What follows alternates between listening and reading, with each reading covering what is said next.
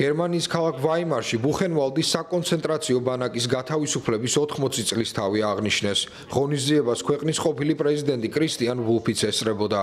სიტყვით გამოსვლისას მან რადიკალიზაციისა და მსოფლიოს მასშტაბით მემარჯვენეობისკენ გადახვევის საფრთხეებზე ისაუბრა. სისასტიკის, რადიკალიზაციისა და კურსის ბარჯვნივ გადახვევის გამო, რაც მე ძალიან მაწუხებს, შემიძლია უფრო ნათლად წარმოვიდგინო, როგორ შეიძლებოდა მომხდარიყო ეს ამბავი წარსულში. ეს ჩემთვის საშინელებაა, ამიტომ აუცილებელია დღევანდელ საზოგადოებას უფრო მეტად ჰქონდეს პასუხისმგებლობის გრძნობა. მათ გაბედულად უნდა დაიცვან ჩვენი ფასეულობები, რათა თავიდან აიცილონ მე-19 და მე-20 საუკუნეების დემონების დაბრუნება. ვულფმა უარყოფითად შეაფასა ის, რომ ხალხში ანტიიმიგრაციული განწყობა იზრდება და ამას მხარს უჭერს ულტრამემარჯვენე პარტია ალტერნატივა გერმანიისთვის.